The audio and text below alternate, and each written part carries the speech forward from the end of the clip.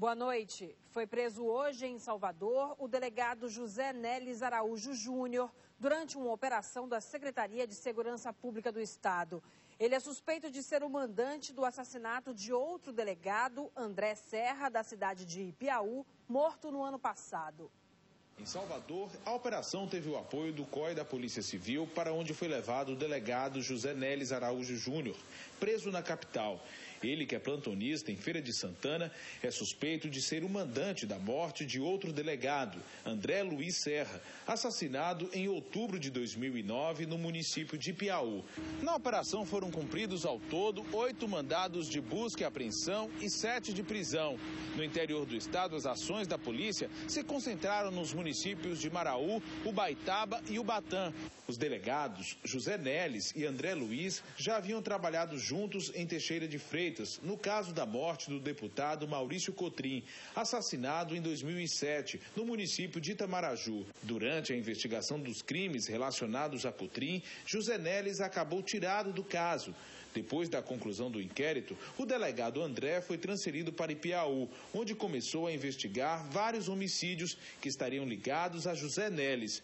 Ele foi executado na praça da cidade por 2 homens em uma moto. A polícia suspeita que o crime tenha ocorrido por causa dessas investigações. A desavença entre eles teve o início nessa investigação do homicídio do deputado Maurício Cotrim. Posteriormente, foram acirrando as desavenças. E quando o André veio a ser nomeado delegado de Ipiaú e passou a investigar crimes ocorridos na região, foi que então deu o motivo, foi que deu a motivação para que o delegado Neles contratasse esses pistoleiros ou, em associação com esses pistoleiros, encomendasse a morte do colega. Um carro forte que transportava 3 milhões de reais capotou na manhã de hoje na Estrada do Coco, em Lauro de Freitas. Por sorte, ninguém se feriu gravemente. O carro forte ia de Salvador para Aracaju. Nesse trecho, onde havia muito óleo na pista, o motorista perdeu o controle da direção, bateu nesta mureta e capotou. O veículo foi parar na pista contrária. 2 ocupantes tiveram ferimentos leves. O carro forte transportava cerca de 3 milhões de reais para a capital sergipana. Logo após o acidente, a polícia reforçou a segurança no local para prevenir contra-saques. O veículo foi removido por um guincho. Não bastassem os sem terra, sem teto, agora a população de Salvador cria um novo movimento social, os sem cova. É isso mesmo, os moradores denunciam a falta de vagas nos cemitérios públicos da capital. Não há espaço suficiente para os sepultamentos. Por causa disso, muita gente tem que ir para bem longe para conseguir enterrar entes queridos. Magno é pescador em Itapuã. Há 4 meses perdeu um primo. Apesar da família morar na área há mais de 30 anos, não conseguiu vaga para fazer o enterro no cemitério do bairro. O sepultamento teve de ser feito em Lauro de Freitas, município vizinho de Salvador. Nós, moradores, pescadores daqui do bairro, tem que ser enterrado em outro local. E isso é um absurdo, nós achamos um absurdo e pedimos às autoridades uma providência, como já vimos pedindo há muitos anos. A ampliação no número de vagas e a reforma do cemitério vem sendo solicitadas há quase 10 anos pelos moradores. Nós vimos solicitando das autoridades que amplie o cemitério, que meus amigos nativos estão morrendo aqui e estão sendo enterrados em Paripe, em Portão. Isso é inadmissível. De acordo com a administração do cemitério de Itapuã, novos sepultamentos só ocorrem quando há liberação de alguma cova já existente. Por isso, o número de vagas é tão limitado. Só para ter uma ideia do problema, entre os meses de abril e maio, apenas 8 sepultamentos foram feitos aqui. Hoje, o município administra 10 cemitérios públicos, onde é cobrado, em média, R$ 7,00 pelo enterro de crianças e R$ 14,00 por adulto. Num cemitério particular, só o enterro custa em média R$ 500. O secretário municipal de Serviços Públicos nega que a prefeitura enfrente problema de falta de vagas. Para ele, houve uma sobrecarga com o fechamento do cemitério de Quintas dos Lázaros. A prefeitura tem 10 cemitérios municipais, geograficamente estão distribuídos pela cidade como um todo, e a gente pede que as pessoas que tiverem seus entes queridos falecidos, que façam sepultamento no cemitério mais próximo da sua residência. Segundo a Secretaria de Saúde, que responde pela administração dos cemitérios públicos, o cemitério de Quinta dos Lázaros fechou no último dia 2 de agosto para a coleta dos ossos e a liberação de espaço para novos sepultamentos. Um procedimento padrão. O cemitério só reabre em novembro.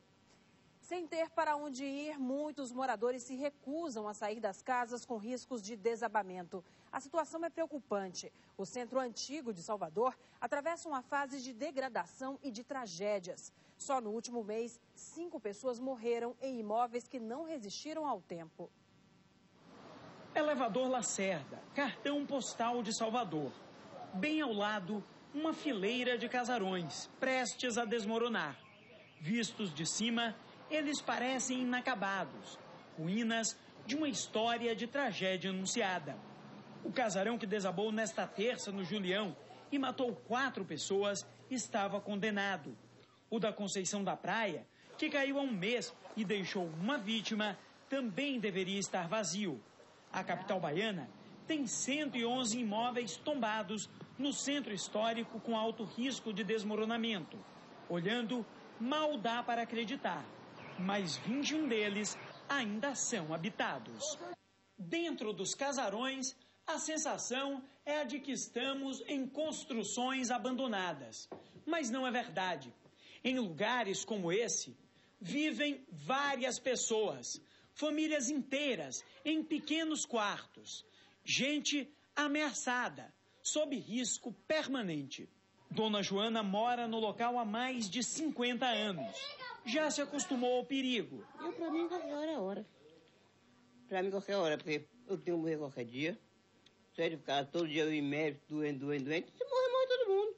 Qualquer lugar morre. Separados de Dona Joana apenas por uma placa de madeira, estão Joselita e Lázaro.